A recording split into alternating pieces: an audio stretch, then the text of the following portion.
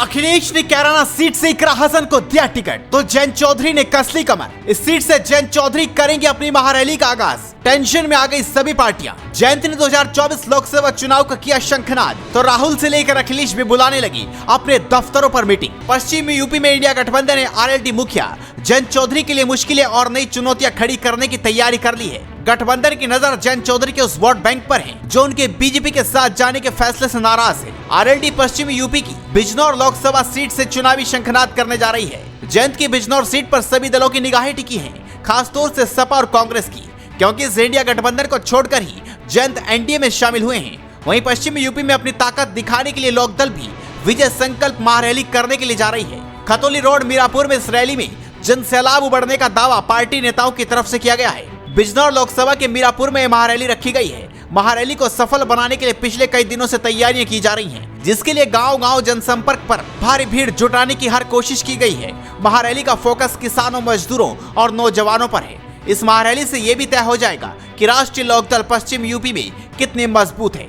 हालांकि पश्चिम यूपी में आरएलडी काफी मजबूती से चुनावी मैदान में उतरी है और ये गढ़ जयंत की पार्टी का भी काफी मजबूत गढ़ माना जाता है। लोकदल लोकसभा चुनाव से पहले पश्चिम यूपी में अपनी जड़ें जमाना चाहती है। राष्ट्रीय लोकदल मुखिया जयंत चौधरी के बीजेपी के साथ जाने के फैसले से नाराज लोगों को लोकदल से जोड़ने के लिए भी पूरी ताकत झोंक रही है। लोकदल के राष्ट्रीय महासचिव चौधरी विजेंद्र सिंह लगातार पश्चिम यूपी के दौरे पर हैं। बिजनौर लोकसभा के मीरापुर में विजय संकल्प महारैली कर वो लोकदल की पश्चिम यूपी में बढ़ती ताकत का एहसास कराना चाहते हैं। लोकदल को लगता है कि जयंत के बीजेपी के साथ जाने से पश्चिम यूपी की धरती उसके लिए उपजाऊ हो सकती है। बिजनौर लोकसभा सीट से चुनावी शंखनाद करना भी लोकदल की बड़ी रणनीति का हिस्सा माना जा रहा है। चूंकि सियासी गलियारों में चर्चा है कि बीजेपी से गठबंधन में जो सीट आरएलडी को मिलेगी उसमें बिजनौर लोकसभा सीट भी शामिल है। लोकदल बिजनौर लोकसभा सीट पर जयंत चौधरी की घेराबंदी की तैयारी में है।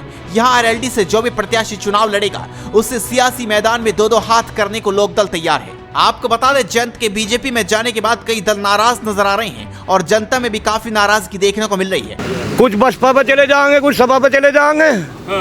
जयंत पे नहीं जानेंगे।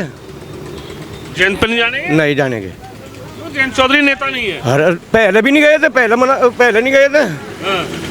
सपा से लड़ागा जाएंगे, नहीं जानेंगे नहीं। सपा की गैर गठबंधन होगा, जाएंगे नहीं जानेंगे नहीं। बिल्कुल जा भाई, ये तो पहले ही जा रहा जाता है। जो कर दिया है जाट को, जो सपा को छोड़ के और भाजपा में चले गए।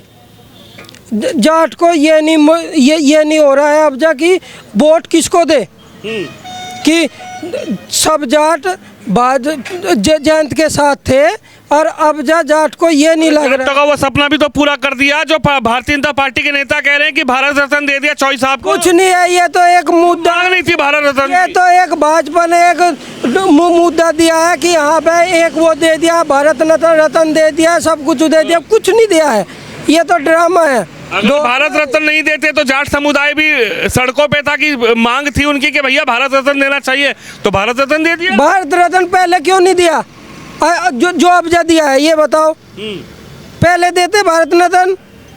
तो क्या किसके साथ है अब क्या लग रहा है 24 में किसको प्रधानमंत्री का चेहरा देख रहे हैं आप लोग? इब्जा किसी को नहीं देख रहे हैं। जाट समाज को ये नहीं ये नहीं आ रहा है कि वोट किसको दे। जो भाजपा के खिलाफ थे जाट समाज, वही अब जो ये नहीं मालूम कि वोट किसको दे। जो समाजवादी का कैंडिडेट उतरेगा उसको देना। 90% ये है कि अपने घरों बैठेंगे। अच्छा, जाट समाज वोट नहीं देगा। ऐसे में देखना होगा जयंत के सामने लोकदल की रैली कितनी कारगर साबित होती है। आपको क्या लगता है? आप भी इस खबर पर अपनी राय दीजिए। इस खबर को शेयर कीजिए और जुड़े रहिए हेडलाइंस उत्तर प्रदेश उत्तराखंड के साथ।